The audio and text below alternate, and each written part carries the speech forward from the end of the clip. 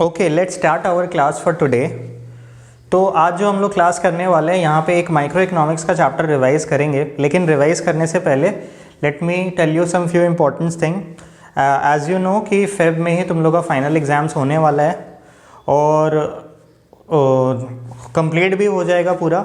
May be results भी Feb and तक या मार्च के फर्स्ट वीक तक आ जाएगा। तो हम लोग के पास एक महीना है और एक महीना में स्टैटिस्टिक्स और माइक्रो रिवाइज करना है हम लोगों को। तो हम लोग क्या करने वाले हैं, हम लोग अभी इकोनॉमिक्स हफ्ते में 3 दिन करेंगे, ठीक है। तो कैसे, मंडे हो रहा है, थर्सडे को भी इकोनॉमिक्स हो जाएगा एंड फ्राइडे को भी इकोनॉमिक्स हो जाएगा। तो हफ्ते में अभी 3 दिन होगा, देखते हैं कितना जल्दी कितना कुछ हो रहा है, उस हिसाब से फिर हम लोग आगे देख लेंगे। तो इस हफ्ते भी माइक्रो इकोनॉमिक्स होगा थर्सडे को, ये चीज़ का ध्यान रखना है। अच्छा, इलास्टिसिटी वाला जो एक वीडियो शेयर किया था वो नहीं देखना है, वो हम लोग ठीक है बाद में कर लेंगे। उसमें ऑडियो में कुछ प्रॉब्लम हो गया था, इस वजह से उसमें ऑडियो नहीं था, तो कोई बात नहीं है। चलो, आज हम लोग कौन सा चैप्टर करने वाले हैं? आज हम लोग करने वाले हैं सबका फेवरेट चैप्टर, कंज्यूमर इक्विलिब्रियम, ठीक है। सो टफ चैप्टर है, उतना आसान नहीं है। क्या किसी के एग्ज़ाम में अभी हाल फिलहाल में ये चैप्टर आया था? नहीं आया था, तो भूल भी गए होगे पूरा एकदम अच्छा से। तो ठीक है, हम लोग रिवाइज करना स्टार्ट करते हैं इसको।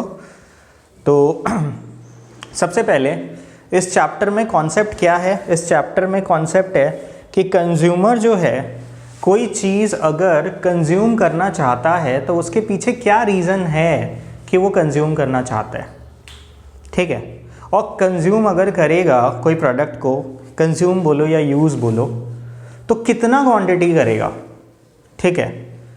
तो ये सब चीज़ के बारे में हम लोग पढ़ते हैं। तो यहाँ पे हम लोगों के पास there are 2 different methods of understanding consumer behaviour. पहला है कार्डिनल यूटिलिटी अप्रोच और दूसरा ordinal utility approach. Cardinal utility has been given by Alfred Marshall, economist Alfred Marshall, and ordinal utility has been given by J.R. Hicks and Allen. इन 2 लोगों ने मिलके ordinal utility analysis के बारे में बताया। सबसे पहले हम लोग समझते हैं कि यूटिलिटी क्या होता है। What is utility? The word utility means want satisfying power of a commodity, किसी कमोडिटी का वांट सेटिस्फाइंग पावर। तो कोई एक प्रोडक्ट है, उसको हम लोग क्यों यूज़ करते हैं? क्योंकि उसमें कुछ ना कुछ यूटिलिटी है, तभी ही यूज़ करेंगे। अब मान लो तुम्हारे कुछ काम में नहीं आता, तुमको अचानक से कोई क्या किया कि कोई ऑटो पार्ट्स लाके हाथ में दे दिया, ये लो, तुम्हारे कुछ काम में आएगा वो? कोई ऑटो पार्ट नहीं काम में आएगा, तुम फेंक दोगे उसको। क्यों? तुम्हारे पास उसका कोई यूटिलिटी नहीं है। You don't want to consume that, do you want to use और कंज्यूम ओनली दैट प्रोडक्ट जो कि तुम्हारे काम आए, ठीक है। तो कंज्यूमर को किसी चीज़ का विश फुलफिलमेंट का अगर ज़रूरत है या फिर वो अपने वांट को फुलफिल करना चाहता है, वो प्रोडक्ट एक यूटिलिटी पोजेसिंग प्रोडक्ट हो सकता है ना उसके लिए। एक मैकेनिक के लिए कार का पार्ट्स उसके वांट को सेटिस्फाई करेगा। तो हर एक इंसान का अपना अपना वांट्स होता है, अपना अपना डिज़ायर होता है, और उस हिसाब से वो प्रोडक्ट्स को कंज्यूम करता है। So what is utility? Utility is want satisfying power of a commodity. Utility is subjective in nature, subjective in nature in the sense it varies from person to person, ठीक है। It depends upon the intensity of the desire of consumer also, क्योंकि हर एक इंसान अलग होता है, तो उसका इंटेंसिटी ऑफ डिज़ायर भी कम या ज़्यादा हो सकता है। इसका एग्जाम्पल कि जैसे मान लो कोई इंसान है जिसको सिंपल है, जैसे कि किसी को अगर प्यास लगता है, तो किसी को बहुत ज़्यादा प्यास लगता है तो वो दिन में 4-5 बॉटल ऑफ वाटर भी पीता है, और कोई कम पीता है तो वो 1-2 बॉटल ही पीता है। तो सबका अपना अपना वांट होता है, ठीक है ना। तो ये सब्जेक्टिव है, okay. Utility is different from usefulness. ऐसा ज़रूरी नहीं है कि यूटिलिटी का मतलब होगा सिर्फ यूज़फुल थिंग्स। हार्मफुल थिंग्स में भी यूटिलिटी हो सकता है, ठीक है। जैसे ये किसी को लड़ाई करने का मन है तो वो डंडा खरीद के लाया, तो वो डंडा उसके लिए यूटिलिटी है, ठीक है ना, उसको लड़ाई करने में उससे मज़ा आएगा। इसीलिए जैसे घर पे होता है ना, कोई मारने के लिए दौड़ते हैं, मम्मी पापा डंडा पहले खोजते हैं इधर उधर, मिल जाए तो फिर मज़ा आए। तो यही होता है तुम्हारा। हार्मफुल प्रोडक्ट भी हो सकता है ऑब्वियसली, वो जो वेपन है वो फिर एक लड़ाई करने वाले के लिए यूटिलिटी पॉजेस करता है, भले ही वो हार्म कर रहा हो। So these are the various properties of utility. तो चलो ये चीज़ समझ में आ गया हम लोग कि कोई इंसान कोई प्रोडक्ट इसीलिए कंज्यूम करता है क्योंकि उसमें कुछ ना कुछ यूटिलिटी है, पॉजिटिव या नेगेटिव यूजफुलनेस है, ठीक है ना, वो इंसान के काम आता है, इसीलिए उस प्रोडक्ट को वो खरीदता है। चलो ठीक है, ये चीज़ हम लोग समझ गए। अब हम लोग स्टार्ट करेंगे cardinal utility analysis given by Alfred Marshall. तो यहाँ पे हम लोगों को पहले कुछ बेसिक कॉन्सेप्ट्स पढ़ने पड़ते हैं। Those basic concepts are total utility and marginal utility, ठीक है। तो इसका कॉन्सेप्ट समझने के लिए हम लोग के पास एक एग्जाम्पल है। एग्जाम्पल क्या है, हमारे बुक में दिया हुआ होगा, कोई भी एग्जाम्पल ले लो कि किसी इंसान, कोई मान लो इंसान चॉकलेट्स खा रहा है, ठीक है। सो एक हो गया, एक तरफ यूनिट्स ऑफ अ प्रोडक्ट जो कि इंसान कंज्यूम कर रहे हैं, ठीक है। दूसरी तरफ हम मेजर करते हैं हाउ मच यूटिलिटी, ओके। तो कोई इंसान जब पहला यूनिट कंज्यूम करता है तो उसमें उसको मैक्सिमम यूटिलिटी डिराइव होता है। The maximum amount of satisfaction derived is from the first unit. Why? क्योंकि वो इंसान के पास वो चीज़ पहले नहीं था और अभी वो कंज्यूम किया है, तो definitely first unit will give maximum satisfaction, okay, according to the theory. और ये थोड़ा प्रैक्टिकल भी है। तो लेट सपोज यहाँ पे यूटिलिटी इज 10। अब ये क्या है 10? ये यूटिलिटी एक अज्यूम्ड मेजरमेंट है ऑफ वांट सेटिस्फैक्शन या विश फुलफिलमेंट का, और it is measured in terms of unit called utils. So here the number is in utils, UTILS, okay. अब शर्त ये है कि आगे जो भी वो फर्दर यूनिट्स कंज्यूम करेगा वो सेम शेप, साइज, कलर, ठीक है, क्वालिटी, ये सब चीज़ उसका सेम होना चाहिए, एकदम परफेक्टली आइडेंटिकल है हर एक यूनिट, ओके। तो फिर जब वो सेकेंड यूनिट कंज्यूम करेगा तो पहला तो ऑलरेडी कंज्यूम कर लिया ना, और तुरंत सक्सेसिव कंज्यूम अगर कर रहा है तो डेफिनेटली सेकेंड टाइम में उसको सेटिस्फैक्शन कम मिलेगा। क्यों कम मिलेगा? क्योंकि पहले जब लिया था तो एक बार थोड़ा विश तो फुलफिल हो गया ना, चॉकलेट खाने का मन था, खा लिया, अब दोबारा दूसरा पीस खा रहा है तो डेफिनेटली पहले वाले से कम सेटिस्फैक्शन रहेगा। तो it becomes let suppose 8, okay. फिर अगर वो थर्ड यूनिट खाएगा तो let suppose it is 4, fourth unit में let suppose it is 1, okay, and then fifth में इट बिकम 0। मतलब फिफ्थ यूनिट खा के ज़बरदस्ती खा लिया, मन नहीं था, खा लिया, ठीक है ना। सो व्हेन यूटिलिटी बिकम 0 तो मतलब बस फुल्ली सेटिस्फाइड, और अब मन नहीं है, अब और मन नहीं है, हो गया। इसको हम लोग पॉइंट ऑफ सैटिएटी भी बोलते हैं, ठीक है ना। ये वाला यूनिट को point of satiety, that means point of full satisfaction, consumer has attend full satisfaction. But I am sure कभी ना कभी तुम लोग को ऐसा सिचुएशन मिला होगा जब किसी के घर मेहमान बन के गए होंगे और वहाँ पे वो लोग जो है उनका आदत है तुमको भूख जितना भी कम हो, चाहे जो हो, तुमको ठूस ठूस के खिलाएंगे ही खिलाएंगे, चाहे जो हो जाए, चाहे तुम बीमार पड़ जाओ, फ़र्क नहीं पड़ता, खिला के रहेंगे, ठीक है। भले तुम्हारा पेट दुख जाए, तुम रोना स्टार्ट कर दो, लेकिन खिला के रहेंगे, ओके। तो ऐसे में क्या हुआ, लेट सपोज तुमको 6th यूनिट खिलाया गया, so that may cause harm, इसीलिए होता है नेगेटिव यूटिलिटी -2, ओके। सो इस तरीके से हम लोग हर एक यूनिट के हिसाब से यूटिलिटी का बिहेवियर देखते हैं, और क्योंकि एक एक यूनिट पे ये यूटिलिटी निकाला हुआ है, इसको हम लोग बोलते हैं marginal utility. This is marginal utility. Okay, तो और ये जो बिहेवियर है, यूटिलिटी जिस तरह से बिहेव कर रहा है, डिमिनिश होता चला जा रहा है नंबर्स, इसी थियरी को बोला जाता है law of diminishing marginal utility. Diminishing MU. Okay, what does this law suggest? That as a consumer consumes more and more units of a product, the utility derived from the additional units of such commodity keeps on diminishing and ultimately becomes negative. Zero then negative. यही होता है law of diminishing marginal utility.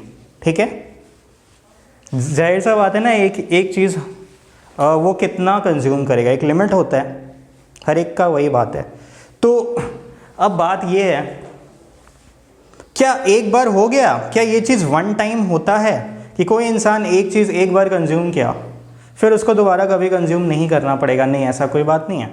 एक time gap के बाद वो दोबारा consume करेगा ना। जैसे कोई इंसान एक दिन में 5 पीसेस ऑफ चॉकलेट खा लिया तो अगला दिन उसको मन नहीं करेगा, कर सकता है ना, बट एक टाइम गैप होना चाहिए, वापस से उसका विश रिटर्न करे। ह्यूमन वांट्स जो है वो रिपीट होता है, बहुत लोग का नहीं भी होता है, तो ठीक है, बट जनरली स्पीकिंग रिपीट हो सकते हैं। ओके, कोई 15 दिन में फिर उसको मन होगा, चलो हो गया, आज फिर चल के चॉकलेट खाते हैं, तो ठीक है। तो यहाँ पे शर्त ये है कि बिना टाइम गैप के कंजम्पशन हो रहा है, क्योंकि मान लो अगर एक यूनिट वो आज खाया, फिर एक दिन के बाद दूसरा यूनिट खाया, या 4-5 घंटे के बाद दूसरा पीस ऑफ चॉकलेट खाया, तो हो सकता है उस टाइम उसको ज़्यादा यूटिलिटी मिल जाए पहले से। ठीक है ना, इसीलिए कंटिन्यूअस कंजम्पशन होना चाहिए। ओके, तो ये है marginal utility. And what is total utility? इसी से कनेक्टेड है टोटल यूटिलिटी भी, जिसको हम लोग शॉर्ट में TU बोलते हैं। TU is the total utility derived from the consumption of all the units of a product.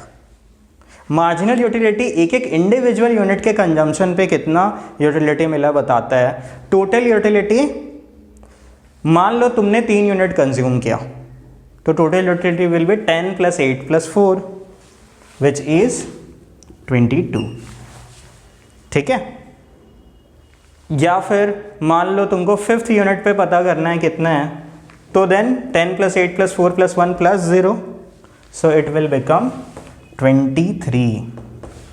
Okay, तो टोटल यूटिलिटी बताता है कि जहां तक तुमने कंज्यूम किया वहां तक का बिगिनिंग से अभी तक कितना यूटिलिटी हुआ। सो सिंपल कॉन्सेप्ट है, पहले वाला यूनिट ही अगर कंज्यूम करके रुक जाता तो 10 होता यूटिलिटी, दूसरा यूनिट अगर कंज्यूम करता तो टोटल पहला प्लस दूसरा मिला के 18, तीसरा वाला हम लोग निकाल चुका, 4th one will be 23, 5th में क्योंकि 0 है तो 23, और लास्ट में कम हो गया, इट विल बिकम 21। ठीक है, so this is total utility. तो यहाँ से हम लोगों को एक चीज़ समझ में आता है कि MU डिक्रीज होता रहता है, and we can say that TU is sum total of MU, TUN is sum total of MUN। अब ये N क्या चीज़ है? कितना यूनिट्स तुमने कंज्यूम किया। मान लो तुमको 5th यूनिट तक का TU निकालना है, तो तुमको MU भी 5th यूनिट तक का सारा टोटल करना पड़ेगा। समेशन का मतलब एक एक इंडिविजुअल का सम करना पड़ेगा, एडिंग करना पड़ेगा। So that is TU। और MU निकालने का क्या तरीका है? मान लो TU दिया हुआ है और उससे MU निकालना है, तो formula is MU is equal to TUN minus TUN minus 1। इसका मतलब क्या? जिस लेवल पे तुमको मार्जिनल यूटिलिटी निकालना है, जैसे मान लो 4th यूनिट पे कितना मार्जिनल यूटिलिटी है मेरे को नहीं पता, ये नहीं दिया हुआ है, लेकिन मेरे को टी यू दिया हुआ है सारा। तो 4th यूनिट पे हम देखेंगे टी यू कितना है। 4th यूनिट पे मेरे को दिख रहा है 23 है। तो उसके एक प्रीवियस n-1 मतलब प्रीवियस लेवल वाला, प्रीवियस लेवल वाला कितना है 22, तो 23 - 22 विल बिकम 1। तो इस तरह से हम लोग mu निकाल सकते हैं, ठीक है। तो ये हो गया टी यू एन mu, और उसके बाद आएगा डायग्राम। तो बुक में तुम लोग को डायग्राम दिखेगा।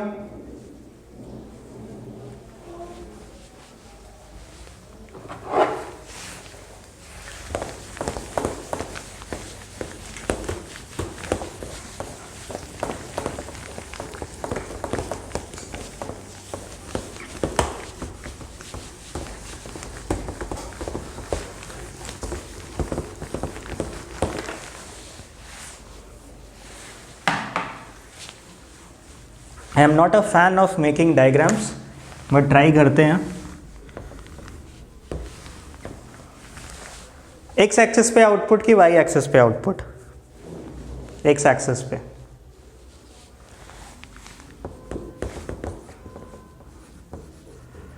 ठीक है, आउटपुट का यूनिट्स, वो जो चॉकलेट था ना 1 2 3 4 5 6, ओके।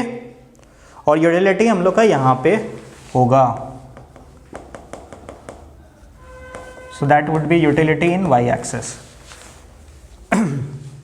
तो तुमको जैसे डेटा में है, पहले 10 हुआ, पहला यूनिट पे 10, फिर दूसरा यूनिट, तीसरा यूनिट, ठीक है। तो पहले 10 मैक्सिमम था, ये 0 है, तो यहाँ पे भी इस तरह करके जाता जाएगा, ठीक है ना। तो ये 10 होगा, फिर कम होगा, ऐसे ऐसे कम होता जाएगा। तो हम फ्री हैंड बना रहे हैं, ठीक है। ऐसा करके कुछ mu का लाइन होगा। 5th यूनिट पे 0 हो गया, और फिर 6th यूनिट पे नेगेटिव। तो नीचे क्यों? क्योंकि यहाँ पे हम माइनस में प्लॉट कर सकते हैं यूटिलिटी को, यहाँ प्लस में है तो यहाँ माइनस में होगा, ठीक है। तो दैट बिकम्स योर mu का डायग्राम, मार्जिनल यूटिलिटी का डायग्राम। अब टोटल यूटिलिटी का बात करते हैं, चाहे तो इसमें भी बना सकते हैं, कोई दिक्कत का बात नहीं है। और ऊपर मार्किंग करते जाएंगे तो कैसा दिखेगा mu? अम्ब्रेला टाइप का, ठीक है। हाँ, टी यू अम्ब्रेला टाइप का, ठीक है। क्यों? क्योंकि ये सम टोटल ऑफ mu होता है। अब तुम देखोगे, देखिए हम सही बनाया है या नहीं। नहीं, पहले ही मेरा डाउनवर्ड जाने लग गया था।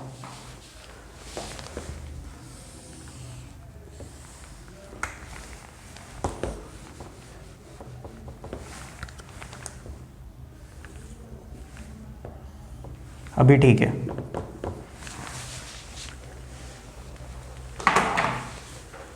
ओके, तो देखो टी यू क्या होता है? सम टोटल ऑफ mu होता है। पहले ये 10 था यहाँ पे, तो ये भी 10 से स्टार्ट होगा। फिर ये 10 + 8 18 हो जाएगा, लेट सपोज यहाँ पे 18 है।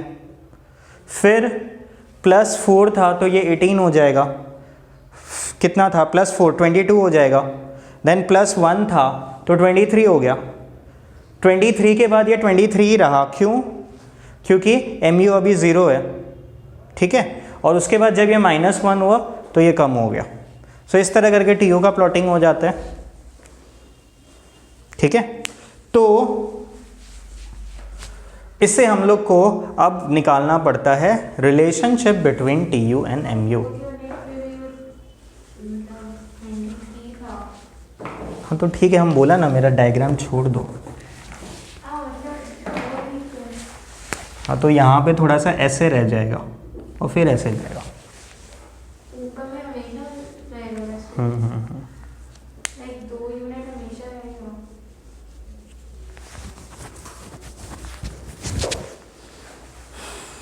ठीक है,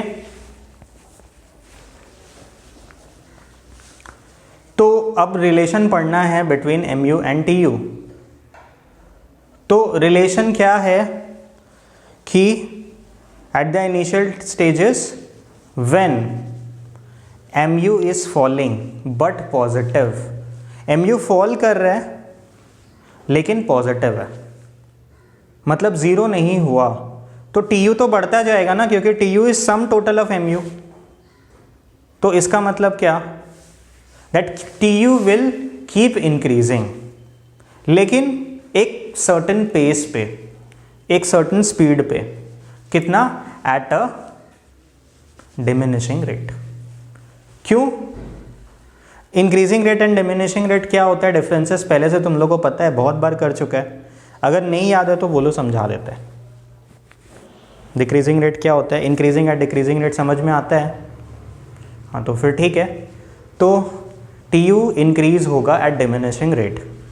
जब एम यू ज़ीरो होता है then T U is maximum, क्योंकि अब और टी यू में एडिशन नहीं हो पाएगा मार्जिनल यूटिलिटी का, तो then T U is maximum. And when M U is negative T U starts declining. यही हो गया relationship between T U and M U. ठीक है। उसके बाद तुमको नेक्स्ट पेज में तुमको मिलेगा बुक में law of diminishing marginal utility क्या होता है, लिखा हुआ है। उसके बाद तुमको मिलेगा assumptions to law of diminishing marginal utility. Law of diminishing marginal utility कब वर्क करेगा, ऑलरेडी हम लोग डिस्कस कर चुके हैं, टाइम गैप नहीं होना चाहिए। ठीक है, सभी units of the product standard size के और स्टैंडर्ड क्वालिटी के होना चाहिए। ये क्यों होना चाहिए, कोई बताओ? Why? Of identical shape, size and quality. क्यों नहीं हो पाएगा?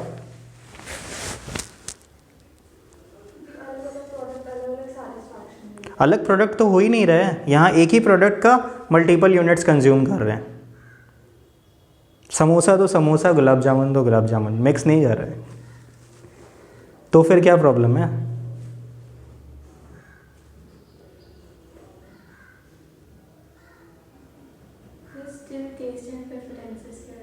नहीं,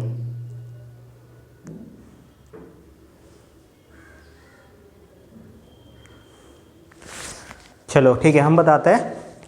पहली बार खिलाया छोटा समोसा इतना सा, ठीक है, और फिर खिलाया जंबो समोसा इतना बड़ा।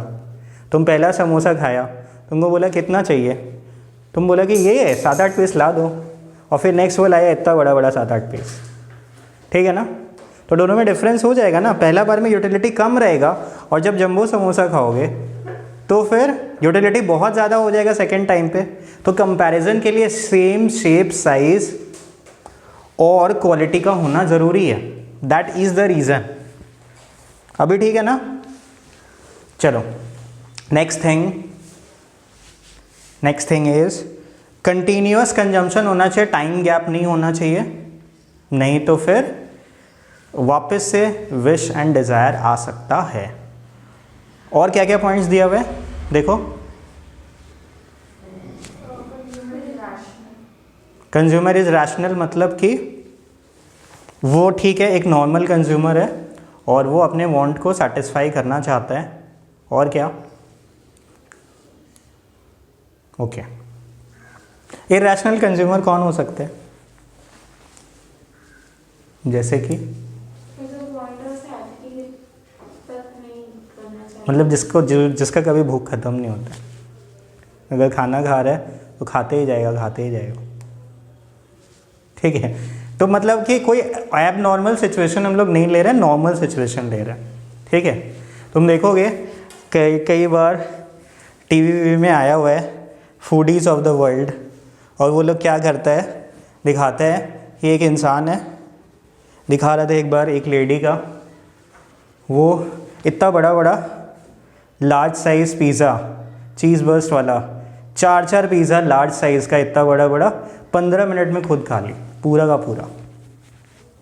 ठीक है, और फिर उसको बोला गया कि स्मूदीज़ पी लो, ये चॉकलेट खा लो, और वो लावा केक खा लो हैवी, वो भी फिर खाते गए। तो फिर वैसा सिचुएशन हम लोग नहीं ले रहे। ठीक है, दैट इज द थिंग। तो चलो ठीक है, ये भी हो गया।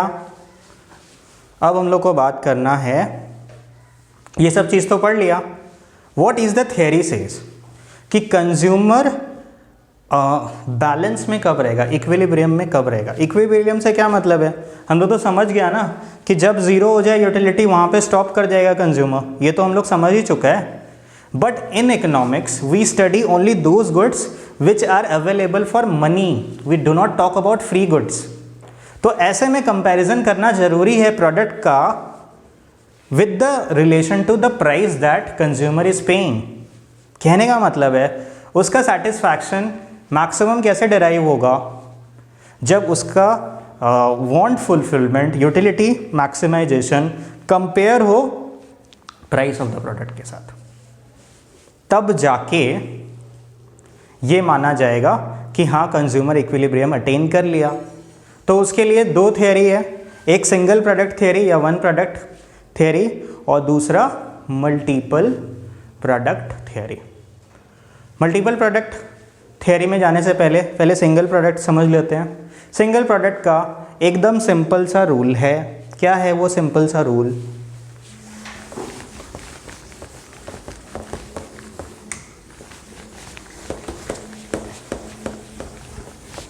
ये चैप्टर हम लोग ऑनलाइन पढ़ा था ना? ओके।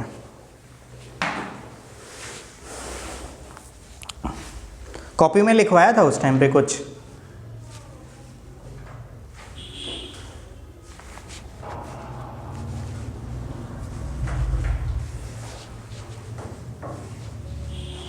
मतलब Q&A कराया था इसके ऊपर?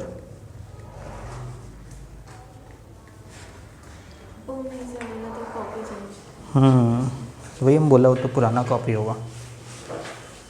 खैर ठीक है, ऐसे भी भूल ही गया होगा। तो चलो ठीक है, सिंगल प्रोडक्ट के केस में a consumer will be at equilibrium when the MU is equal to the price of the product, is equal to, रुपये लिखने से तो नहीं चलेगा, price of the product। ठीक है, मान लो प्रोडक्ट का नाम X है, तो MUF(X) must be equal to price of X। तो तुम बोलोगे कैसे कंपेयर कर सकते हैं? MU तो यूटिलिटी में रहेगा और प्राइस तो मनी में रहेगा, रुपये में रहेगा, तो कंपेयर कैसे होगा? तो उसके लिए यूटिलिटी को मनी में कन्वर्ट किया जाता है। यूटिलिटी को मनी में कन्वर्ट करके हम लोग लिखते हैं MU in terms of rupee is equal to the price, तब जाके कंज्यूमर इक्विलिब्रियम होगा। अब यूटिलिटी को मनी में कैसे कन्वर्ट करते हैं? हाँ, दोनों अगर रुपये में रहेगा तभी तो कंपेयर कर पाएंगे। जैसे मान लो यहाँ पे लिखा हुआ है 10 यूटिल्स इज इक्वल टू ₹10, तो हम कैसे समझे दोनों बराबर है? यूटिल अलग चीज़ है, मनी अलग चीज़ है। हाँ, कंज्यूमर सरप्लस में कैसे रहे? जब प्राइस और जितना यूटिलिटी डिराइव हो रहा है वो बराबर हो। यूटिलिटी डिराइव किस हिसाब से? इन terms of money. In terms of money मेरा जो यूटिलिटी डिराइव हो रहा है वो प्राइस के बराबर होना चाहिए। अब अगर मान लो हम एक ये बात बोले कि एक डस्टर और एक बॉटल अगर एक एक है ना, तो ये इक्विलिब्रियम में है, ये कोई कंपैरिजन हो सकता है क्या? दोनों तो अलग अलग चीज़ है। तो वैसे ही अगर हम बोले 10 utility is equal to 10 rupee, just because यहाँ पे 10 है, इसका मतलब ये थोड़ी है दो चीज़ बराबर हो गया। ठीक है ना? जैसे कि 1 कार एंड 1 पेंसिल, दोनों तो एक ही है, तो दोनों बराबर हो गया क्या? दोनों को एक यूनिट में आना पड़ेगा ना। ठीक है, पेंसिल का दाम बताओ और कार का दाम बताओ, तब देखते हैं दोनों बराबर है क्या। तब तो हुआ ना कंपैरिजन। इसीलिए यूटिलिटी को मनी में लिखते हैं और फिर प्राइस से कंपेयर करते हैं। ठीक है, तुम्हारे माइंड में क्वेश्चन ये आ रहा होगा कि ये जो यूटिलिटी को मनी में कन्वर्ट करते हैं वो क्या प्रेजेंट कर रहा होगा? What does it represent? A marginal utility in terms of money. Basically तुम्हारा क्वेश्चन ये है।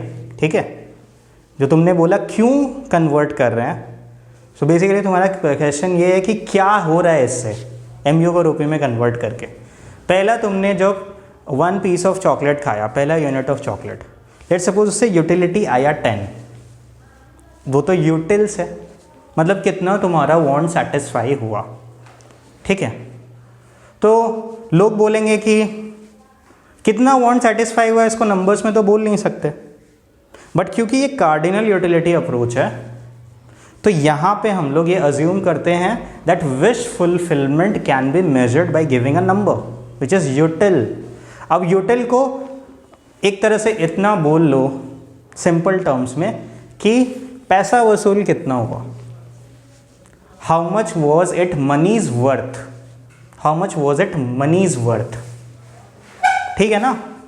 तो यानी कि अगर 10 यूटिलिटी मिला और कन्वर्जन में बोलता है कि 1 rupee is equal to 1 utility, और अगर तुमको 10 यूटिलिटी मिला है पहला यूनिट कंज्यूम करके, तो तुमको ₹8 का सेटिस्फैक्शन मिला, तुम बोल सकते हो ना ₹10 का। तो इस तरह करके यूटिलिटी को मनी में पहले कन्वर्ट किया जाता है, ठीक है। और कन्वर्ट करने के बाद कंपेयर किया जाता है with the price of the product. अगर दोनों बराबर है तो फिर कंज्यूमर इक्विलिब्रियम में रहेगा। याद आ रहा है क्या एक शर्ट वाला एग्जाम्पल हम लोग लिए थे?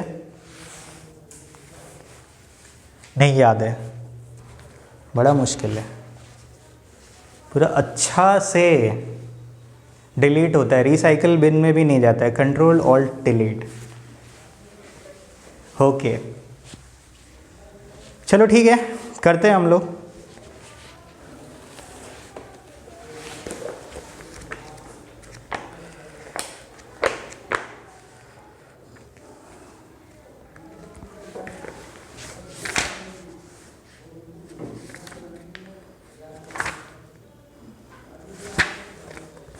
ओके डिटेल में समझेंगे इस चीज़ को।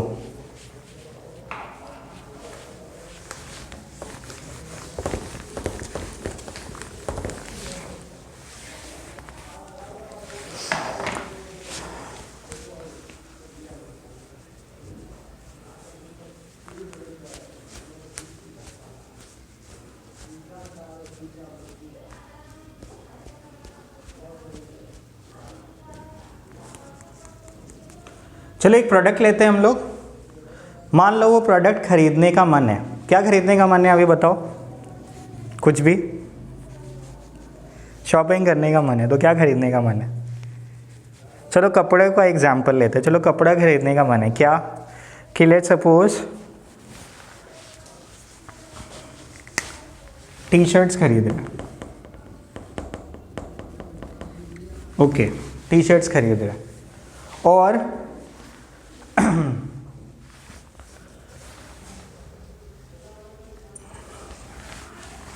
क्या सोच के रखा है, चलो खरीद लेते हैं, चल के देखते हैं शॉप में, और एक प्राइस एक्सपेक्टेशन है कि इस रेंज का रहा तो खरीद लेंगे, ठीक है। तो मान लो तुम सोच के गए कि मेरे को टी शर्ट खरीदना है, तो मेरा बजट लेट सपोज 800 रुपये का है, और 800 रुपये में टी शर्ट अगर मिलेगा तो खरीद लेंगे, ये सोच के गए, ठीक है। तो जब शॉप में गए तो शॉपकीपर बोला कि हाँ आप देख लो बहुत सारे हैं, तो तुमने पूछा प्राइस क्या है, बोला आप पसंद कर लो, प्राइस जो है वो लेट सपोज वो बोला 500 रुपये, ठीक है। तो तुमने टी शर्ट देखना स्टार्ट किया, ठीक है, और लेट सपोज तुमने एक टी शर्ट पिक किया, ठीक है, जो तुमको बहुत पसंद आया। तो क्योंकि तुम्हारा मान लो एक्सपेक्टेशन था, तुम्हारा बजट था 800 का, तो तुम्हारे हिसाब से तुम उसके लिए 800 रुपये देना के लिए रेडी थे, ओके। सो यहाँ पे हम बोलेगा जितना तुम रुपये देने के लिए रेडी थे that is MU, okay, that is MU। तुम्हारा यूटिलिटी था उसमें 800, ओके। प्राइस कितना बताया शॉपकीपर ने? प्राइस तो 500 है,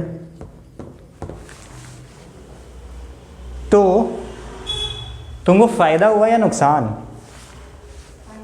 बहुत फ़ायदा हो गया। कहाँ 800 का मन में सोच के आया था, बहुत ही सस्ता मिल गया, तुम पूरा खुश हो गए। This situation is known as surplus. ठीक है, कंज्यूमर सरप्लस इसको बोलते हैं। A situation where MU in rupee is greater than the price. ठीक है, when MU in rupee is greater than price, that is consumer surplus. तुमको तो बहुत फ़ायदा हो गया, खुश हो गए तुम पूरा, तुरंत 4-5 जगह कॉल लगा लिया, अरे आ जाओ एकदम सस्ता में मिल रहा है। फिर दोबारा पता नहीं मिलेगा या नहीं मिलेगा। ठीक है, एक्साइटमेंट होता है ना जब चीज़ें सस्ते मिलती है, तो 4 जन और को भी इन्फॉर्म करते हैं, देखो छूट नहीं जाए चाहे जो हो जाए। तो छोटा भाई बहन रहेगा तो लोग को भी बोल दो, अच्छा ठीक है ना, बड़ा साइज़ का है तो क्या हुआ, 2-3 साल बाद पहन लेना, अभी से खरीद लो, सस्ता मिल रहा है। तो तुमने सोचा कि चलो ठीक है बहुत सस्ता है। जब कंज्यूमर सरप्लस का सिचुएशन रहेगा ना, तो कंज्यूमर ज़्यादा खरीदना चाहेगा क्योंकि उसको प्रोडक्ट सस्ता लगेगा। तो ऐसे में तुमने दूसरा खरीदा, बट जब दूसरा खरीदोगे, क्योंकि ऑलरेडी तुम्हारे पास 1 यूनिट है, by applying law of diminishing marginal utility, अब तुम चाहोगे कि जब 2 ले रहे तो थोड़ा सस्ता हो तब लेंगे, एक तो ऑलरेडी ले लिया ना। तो let suppose now your utility is 600,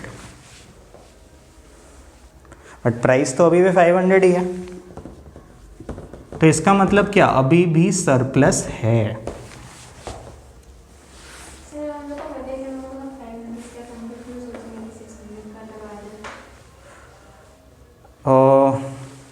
because इस तरह से समझ लो कि वो टी शर्ट तुमको पसंद आ रहा है और 500 रुपये के हिसाब से तुमको वो सस्ता लग रहा है। ऐसा तो लग ही सकता है कि सस्ता है, ये तो बड़ा अच्छा चीज़ है। हाँ, बट ये जो विश फुलफिलमेंट है, इससे हमको यूटिलिटी मिल रहा है ना, वांट सेटिस्फैक्शन हो रहा है ना, तो इसको कोई ना कोई नंबर तो देना पड़ेगा ना। और अगर मेरे को लग रहा है कि बड़ा सस्ता है, तो मेरे हिसाब से तो इसका प्राइस ज़्यादा होना चाहिए कि नहीं चाहिए। तो हम गलत नहीं लिख रहे हैं ना फिर। ठीक है, उसके बाद तुमने बोला अभी भी सस्ता है, सरप्लस है तो कंज्यूमर ज़्यादा खरीदेगा। ठीक है, सरप्लस अगर है तो कंज्यूमर ज़्यादा खरीदेगा। तो तुमने तीसरा खरीदा, तीसरे में अब तुमको लग रहा है फिर से यूटिलिटी कम होगा तुम्हारा, तो लेट सपोज इस बार यूटिलिटी 500 है, मतलब तुमको लग रहा है अब तीसरा पीस तभी खरीदेंगे जब और सस्ता हो। ठीक है, सो लेट सपोज जब तुमने तीसरा पिक किया तो तुम्हारा यूटिलिटी कम हो गया, तो तुमने सोचा ये तो 500 के हिसाब से ही ठीक है, क्योंकि ऑलरेडी 2 है तुम्हारे पास और प्राइस तो 500 ही है। तो this is an equilibrium situation. समझे क्या, यही तो हम लोग का थियरी है, where MU in terms of rupee is equal to the price of the product.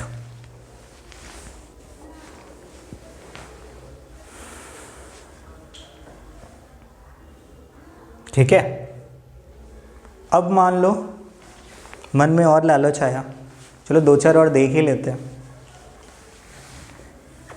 Fourth,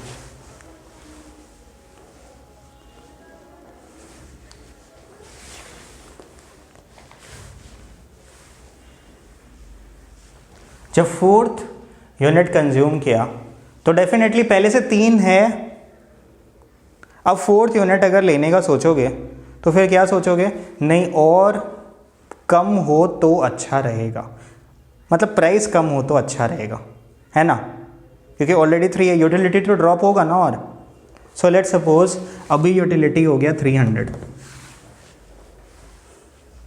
तो तुम बोला ये जो 4th वन है ये तो तभी लेगा, ऑलरेडी 3 ले चुका है, मेरे पास बार्गेनिंग पावर है, चलो शॉपकीपर पे धावा बोलते हैं, कम करो नहीं तो नहीं लेंगे। शॉपकीपर बोलता है नहीं मेरा तो फिक्स प्राइस स्ट्रैटेजी है, हम तो 500 ही चार्ज करेगा, यूनिफॉर्म प्राइस। तो this is a deficient situation. Deficient situation में consumer won't buy, consumer won't buy, तो वो वापस प्रीवियस लेवल पे चला जाएगा।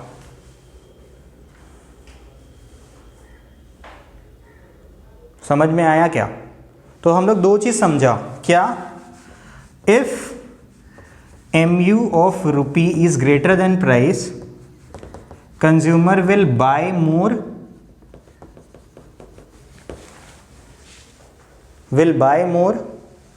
if MU of rupee is less than price, will buy less। ठीक है, और कंज्यूमर इक्विलिब्रियम जहां पे है, जहां पे इक्वल है, वहां पे वो जाके रुक जाएगा।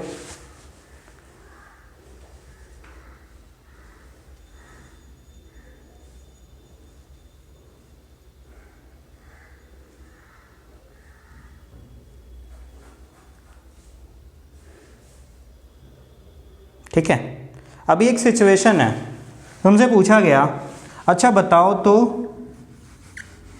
व्हाट इफ इस एग्जाम्पल में what if price increases to ₹600, 500 की जगह 600 हो गया, तो फिर क्या करोगे?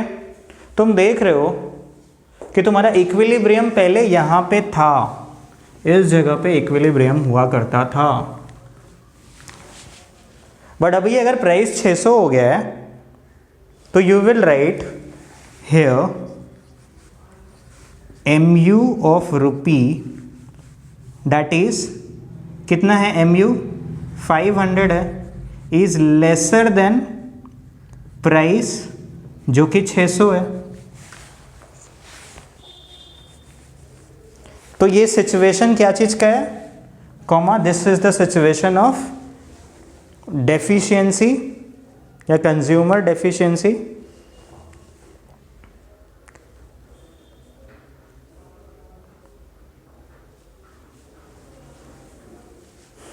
And so consumer will reduce the consumption. कैसे वो करेगा? ठीक है, 600 है ना, तो हम सेकेंड यूनिट पे चले जाएंगे जहां पे 600 ही यूटिलिटी था, जिससे उसको कंज्यूमर इक्विलिब्रियम वापस से मिल जाए, तो वो 3 के जगह फिर 2 यूनिट कंज्यूम करेगा। That is the thing.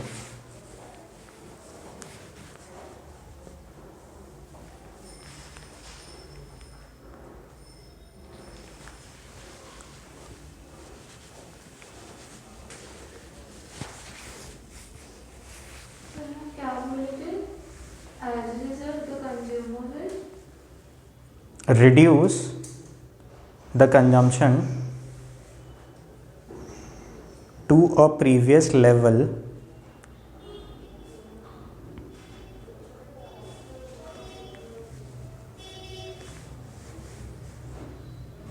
where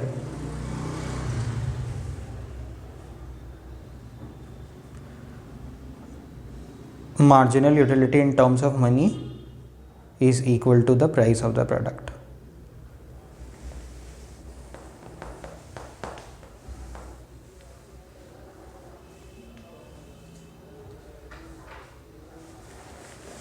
इस चीज को डायग्राम में कैसे दिखाते हैं, let's see.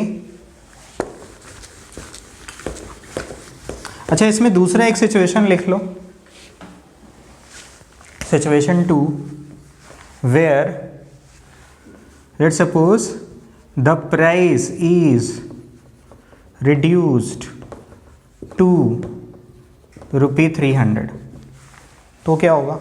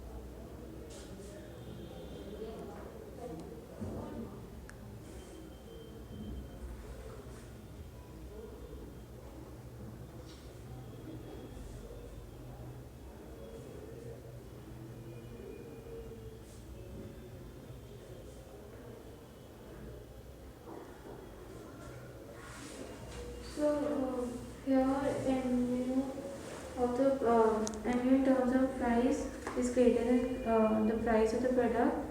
So it's a situation of consumer surplus, as a result of which consumer will increase the consumption to the next level when MU in terms of rupees is true. Yes, that is वो 4th unit तक consume करेगा, ठीक है ना. Consumer will buy 4 units. इसका यही लिखेंगे that if the price is reduced to 300, the previous equilibrium level was at unit 3, and since the price is lesser than MU, so there is a situation of consumer surplus. As a result of that, consumer will try to buy additional unit which is 4th unit, where MU becomes equal to price 300 and consumer will attain equilibrium again. ठीक है. तो simple सा बात है, price कम होने पे consumption बढ़ा देते हैं, प्राइस ज़्यादा होने पे कंजम्पशन कम कर देते हैं कंज्यूमर. सो ये है तुम्हारा single commodity theory.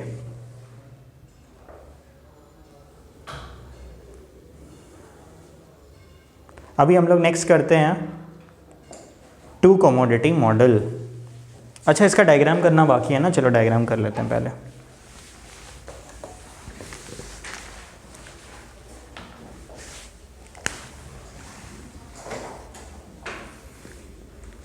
Diagram easy है. वाई एक्सिस पे यूटिलिटी लेना है, एक्स एक्सिस पे यूनिट्स. तो यूनिट्स जैसे 1 2 3 4 टी शर्ट्स है, और यहाँ यूटिलिटी है, ठीक है. तो पहले यूनिट पे यूटिलिटी 800 था, तो चलो मैक्सिमम हम लोग मार्क कर लिया यहाँ पे यूटिलिटी 800, लेट सपोज. चलो इसको मार्क कर लेते हैं. 800, 600, 400 एंड दिस इज 200. ठीक है. उसके बाद जब सेकेंड यूनिट हुआ तो वहाँ पे इट वीज 500, सॉरी 600. फिर थर्ड यूनिट पे ये 500 था, समवेयर हेयर, थोड़ा ऊपर. ओके, फोर्थ यूनिट पे 300. तो इस तरह का लाइन हम लोग ड्रॉ करेंगे. ये MU हो जाएगा. आगे चल के ये नेगेटिव भी हो जाता है ऑब्वियसली. हर प्रोडक्ट को अगर ज़्यादा कंज्यूम करेंगे तो ये नेगेटिव भी हो जाएगा. So this is MU line. अब एक प्राइस लाइन ड्रॉ करेंगे. ये भी तो रुपये में ही है यूटिलिटी यहाँ पे. तो प्राइस है 500, तो ये 500 वाला एक लाइन ड्रॉ किया. ठीक है.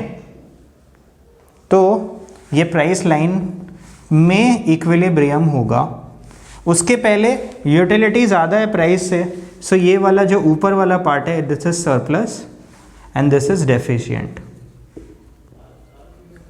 ठीक है. So these are the two situations, surplus and deficient.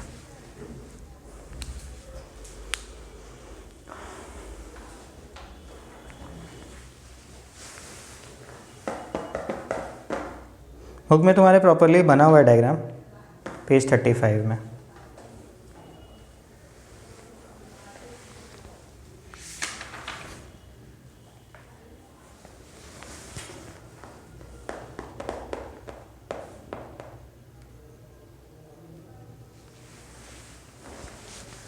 चलो, अच्छा बात ये है.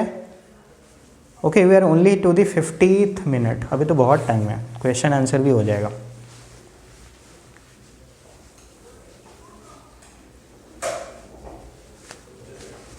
चलो, 2 कमोडिटी मॉडल अब करते हैं. एक इंटरेस्टिंग बात बताता है, प्रैक्टिकल बात तुम लोगों को।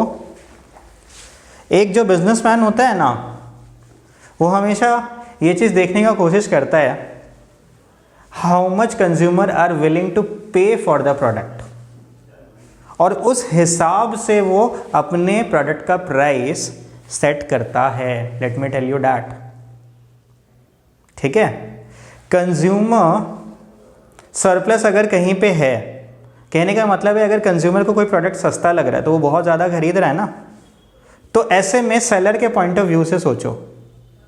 मान लो हम बायर है, हम तुमसे खरीदने आया, हम पूछा कितना का है प्रोडक्ट, तुम बोला 500, हम बोला बड़ा सस्ता है, तो तुम्हारे लिए एक अलार्मिंग बेल है ना कि हम प्राइस और भी बढ़ा सकते हैं।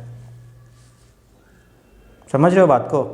तो इस तरीके से प्रैक्टिकली ये कंज्यूमर सरप्लस जो है प्रैक्टिकली बड़ा काम आता है सेलर के। अगर उसको पता है कि मेरे प्रोडक्ट में कंज्यूमर सरप्लस है तो हम इजीली प्राइस बढ़ा सकते हैं और मेरा सेल्स कम नहीं होगा, अगर प्रोडक्ट में सरप्लस है तो। ठीक है, इसका एक एग्जांपल देते हैं। दिया था क्या तुम लोग को एग्जांपल आईफोन वाला, याद है क्या? नहीं दिया था? चलो तुम लोग को बताते हैं। अभी आईफोन कौन सा लॉन्च हुआ है, कितना नंबर? 12। कितना दाम है इंडिया में? So 1.5 1.2 लाख है, ठीक है, प्रो वाला, ठीक है। पता है क्या तुमको यूएस में जब ये लॉन्च हुआ है तो वहाँ कितना प्राइस है? इंडियन जो तुम्हारा है उसके इक्विवेलेंट में यूएस में इसका प्राइस है सिर्फ 20,000, आईफोन 12 प्रो। ऐसा क्यों? 1 लाख रुपया ज़्यादा मजाक चल रहा है क्या? क्यों? वहाँ लोग बिलिंग भी पे नहीं कर रहे हैं। हाँ हाँ, वहाँ लोग बिलिंग भी इतना पैसा पे नहीं कर रहे हैं, यहाँ कर रहे हैं तो क्यों यहाँ पे कर रहे हैं? सर यहाँ तो प्रोडक्शन सही एक्सपोर्ट इंपोर्ट का चार्जेस लगते हैं। कितना चार्ज लग जाता है? 1 लाख रुपया चार्ज लगता है क्या एक फ़ोन पे? सर ऐसे छोटे छोटे चीज़ का एंड कुछ प्रॉफिट। ऐसा कोई बात, यहाँ पे प्रॉफिट नहीं हो रहा है क्या? इसमें भी प्रॉफिट हो रहा है अच्छा खासा।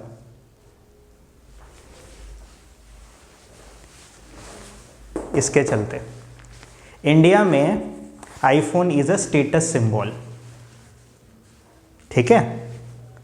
ये चीज़ आईफोन वाला समझता है, यूएस में it's not a status symbol, ठीक है। तो वहाँ पे अगर ज़्यादा प्राइस करेगा तो कोई नहीं खरीदेगा, लोग एंड्रॉयड खरीदना चालू कर देंगे, ठीक है।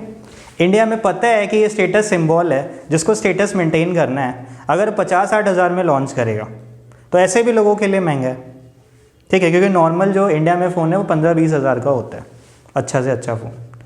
तो अगर 50-60 हज़ार का लॉन्च करेंगे, स्टेटस सिंबल है, तो वो कैलकुलेट करता है कि कितना पीपल आर विलिंग टू पे, उस हिसाब से वो 1 लाख रुपया ज़्यादा ले रहे हैं, सिर्फ कंज्यूमर सरप्लस है इसीलिए। तो तुम बोलोगे सर फिर यूएस से आदमी खरीद के ले आएगा, क्यों इंडिया से खरीदेगा? तो उसके लिए ध्यान रखा जाता है कि कोई भी अगर ट्रैवल करके आ रहा है तो बॉक्स फ़ोन नहीं ला सकता, एयरपोर्ट पे चेकिंग होता है इंटरनेशनल फ्लाइट्स में, ठीक है। सो एक प्रैक्टिकल चीज़ तुम लोगों को बताया। एनीवेज, गुस्सा आया होगा सुन के बहुत, कैसे लूटता है। चलो बात करते हैं हम लोग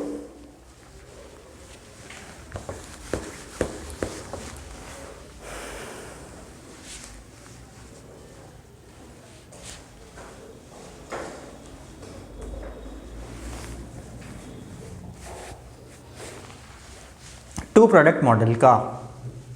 ओके, अगर 2 प्रोडक्ट है, प्रैक्टिकली स्पीकिंग कंज्यूमर तो बहुत सारा प्रोडक्ट कंज्यूम करते हैं, एक ही प्रोडक्ट तो कंज्यूम नहीं करते हैं ना, तो हर प्रोडक्ट में वो इक्विलिब्रियम कैसे मेंटेन करे, तो उसके लिए बोला इसको law of equi marginal utility बोलते हैं इस थ्योरी को, टू प्रोडक्ट मॉडल को। क्या बोला है इसमें? दैट हर एक प्रोडक्ट का MU निकाल लो। मान लो पहला प्रोडक्ट है X, दूसरा प्रोडक्ट है Y, तीसरा प्रोडक्ट है Z, तो तीनों का MU निकाल लो, MUX, MUY, MUZ। सबको अपने अपने प्राइस से डिवाइड कर दो।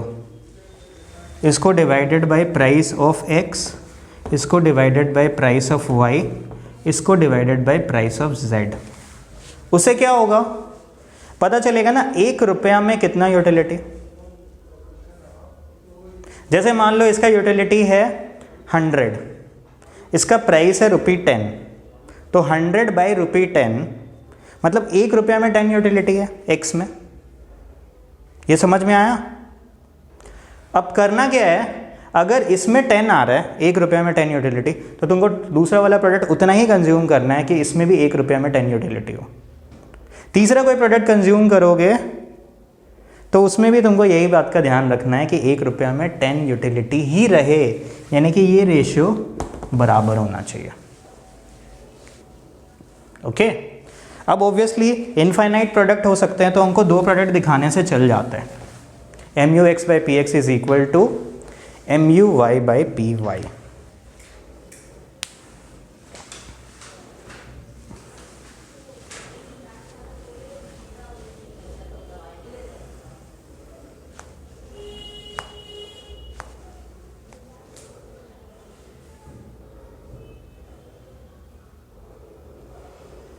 ठीक है,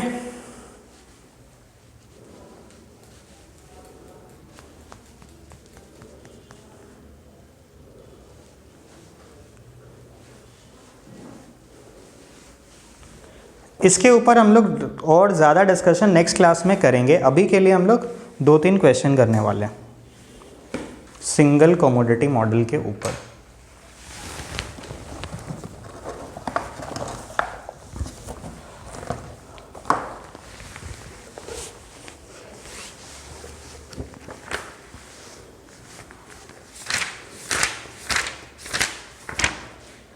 एक बुक तो होता नहीं है सर, आप 10 बुक से और पढ़ाते हैं।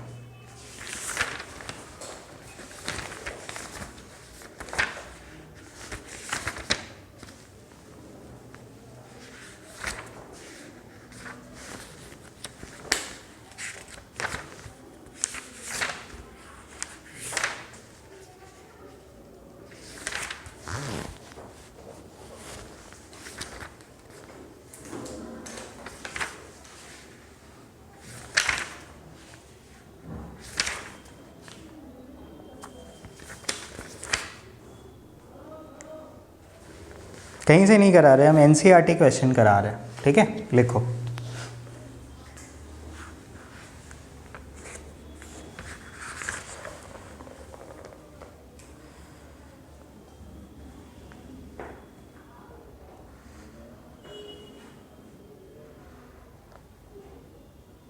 एक मिनट,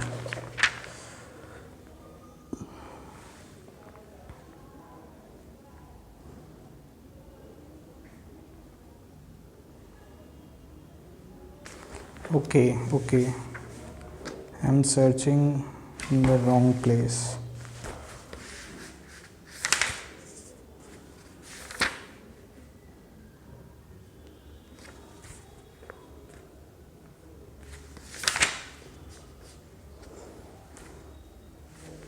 चलो, NCERT क्वेश्चन है, बोल रहे ice cream sale for ₹30।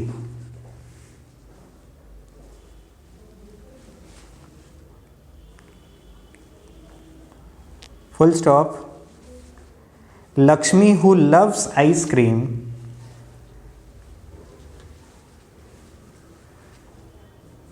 comma, has already eaten 3.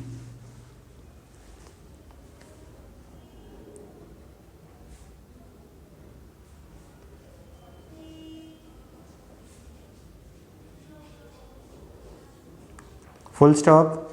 Her MU from eating 3 ice creams is rupee 90.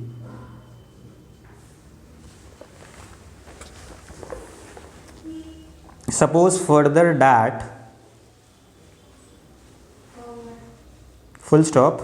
Suppose further that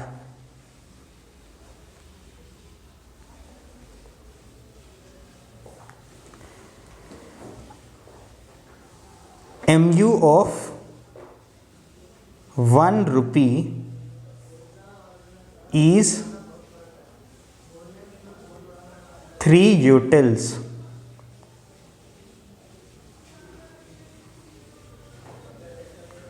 Full stop.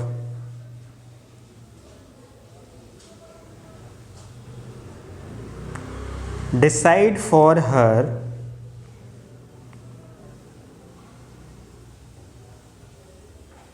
if she should eat more ice cream or stop. अपने से try करो.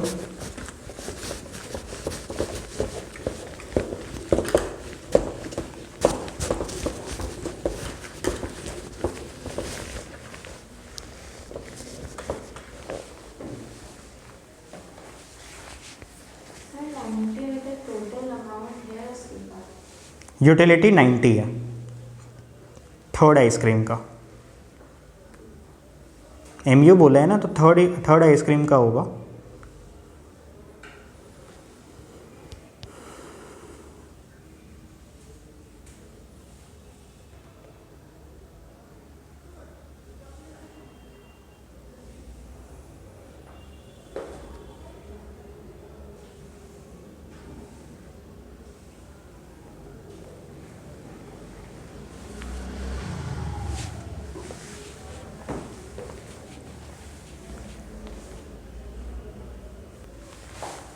तो कितना कुछ हम लोग पढ़ते हैं, NCERT ही इग्नोर कर जाते हैं. देखो इसमें बोला क्या है, आइसक्रीम का प्राइस क्या है. प्राइस है ₹30. ठीक है ना. और जब उसने थर्ड यूनिट को कंज्यूम किया है, यूनिट जब उसने थर्ड कंज्यूम किया आइसक्रीम का, तब MU बोला है 90. ओके. मेरे को पता है इक्विलिब्रियम कब होगा. इक्विलिब्रियम होगा व्हेन MU इन रूपी इज इक्वल टू प्राइस. ठीक है ना. अब एक बात और बोला है कि MU of 1 rupee is 3 utility, यानी कि नॉर्मली 1 रुपए में 3 यूटिलिटी होता है.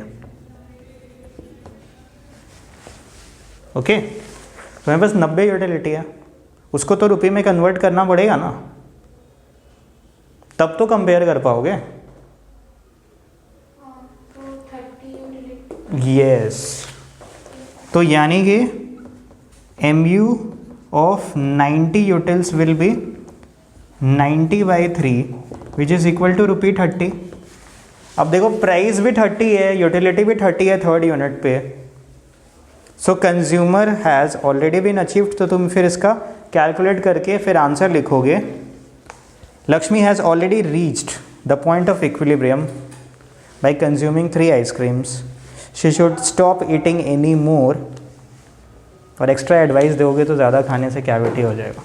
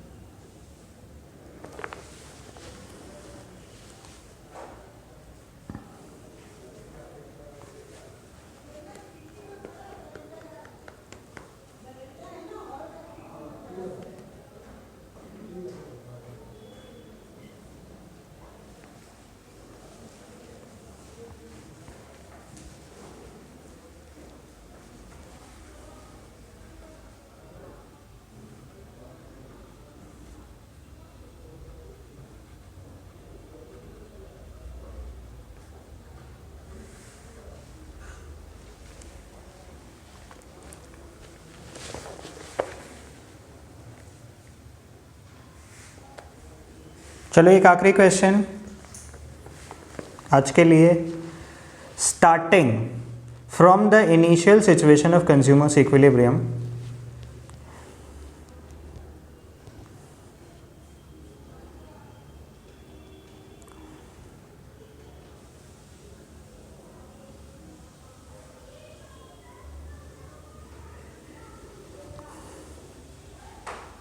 suppose the marginal utility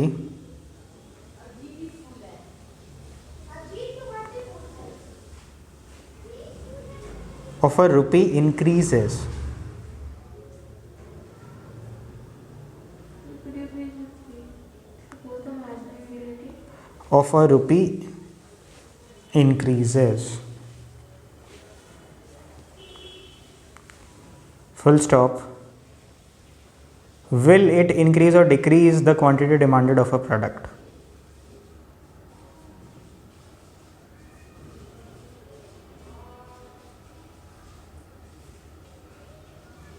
So will it increase or decrease? The quantity demanded of a product.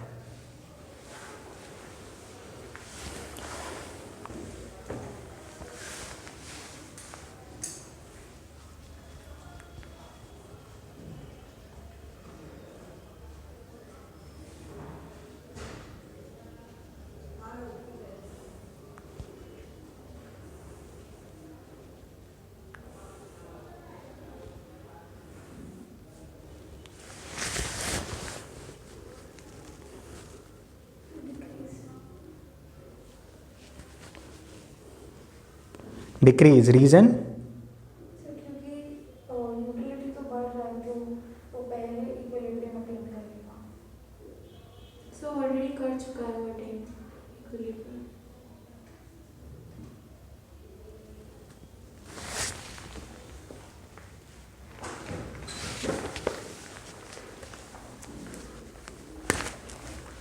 Situation क्या हुआ है that mu of rupee is greater than the price.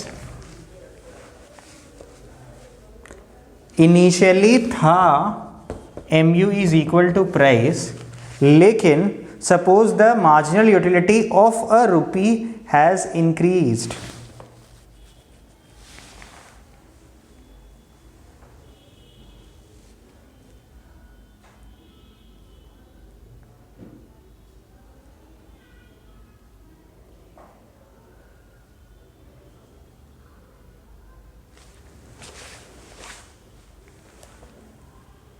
Equilibrium state में जाने के बाद इंक्रीज भी होता है। सिचुएशन ऐसा बोल दिया है तो हमने अज्यूम कर रहे हैं, ठीक है। अच्छा, इसमें थोड़ा सा एडिटिंग कर लो क्वेश्चन में। Suppose the marginal utility in terms of rupee, of a rupee के जगह इन टर्म्स ऑफ रुपी कर दो तो थोड़ा कंफ्यूजिंग नहीं तो हो जा रहा है। इन टर्म्स ऑफ रुपी इंक्रीजेस, तो ये सिचुएशन तो फिर सरप्लस का हो गया। तो ऐसे में फिर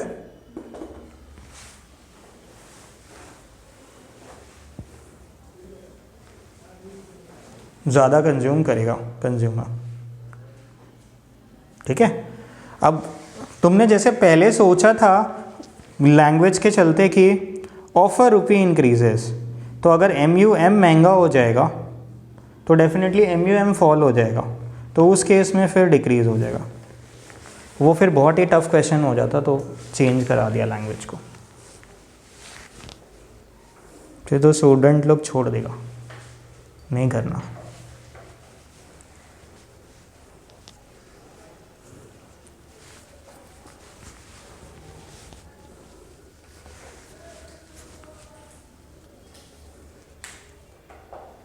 ठीक है, तो कार्डिनल यूटिलिटी का जो law of equi marginal utility है उसके ऊपर हम लोगों को कुछ सम्स करना रहेगा।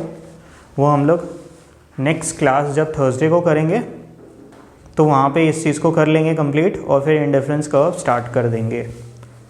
अच्छा, मीनवाइल कल हम लोग अकाउंट्स में इनकम्प्लीट रिकॉर्ड्स का रिविजन कर रहे हैं। Okay, alright then, bye.